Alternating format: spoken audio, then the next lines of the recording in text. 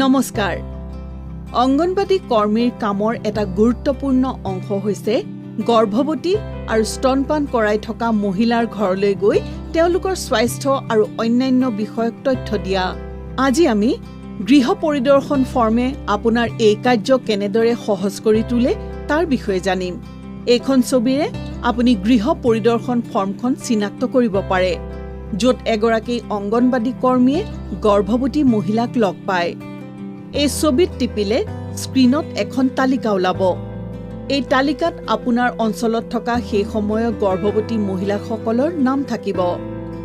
তেওঁলোকক আপুনি এই চিহ্নৰে চিনাক্ত কৰিব পাৰিব। 2 বছৰৰ তলৰ শিশু সকলো এই তালিকাৰ অংশ, যিসকলক এই চিহ্নেৰে সহজতে চিনাক্ত কৰিব পৰা যায়। এই তালিকাত আপুনি কোনটো ঘৰলৈ কেতিয়া যাব লাগিব বা সেই দিনটোৰ বাবে নিৰ্ধাৰিত মিটিংবোৰ ওলাব। আগন্তুক মিটিংবোৰ এই চিহ্নেৰে দেখুওৱা হয় যদি কিবা কাৰণত আগৰ মিটিংখন নহয়। এই চিহ্নেৰে চিনাক্ত কৰিব পৰা যায়। আপুনি প্ৰথমে যিজন ব্যক্তিৰ ওচৰলৈ যাব লাগিব তেওঁৰ নামটো শীৰ্ষত থাকিব আৰু আনবোৰ নাম সেই ক্ৰমতে তলতে থাকিব। এখন অসম্পূৰ্ণ মিটিং তালিকাৰ শীৰ্ষত থাকিব আৰু সৰ্বশেষত সকলোৰে অন্তত হ'বলগীয়া মিটিংখন থাকিব। বিভিন্ন ৰঙৰ বাকচেৰে মহিলাগৰাকীৰ বৰ্তমান পৰিস্থিতি বুজাব। নীলা মানে এগৰাকী গৰ্ভৱতী মহিলা, ৰঙা মানে শেহতীয়াকৈ প্ৰসৱ হৈছে বা 2 এদিনতে প্ৰসৱ হ'বলগীয়া, আৰু সেউজীয়া ৰঙে 2 বছৰ বয়সৰ তলৰ সন্তান থকা মহিলাক দেখুৱায়। যেতিয়া আপুনি এগৰাকী মহিলাৰ ঘৰলৈ যাব, তালিকাত থকা তেখেতৰ নামত টিপিব। মহিলাগৰাকীৰ বিষয়ে সকলো তথ্য ওলাই পৰিব। নামত টিপি আগবাঢ়ক।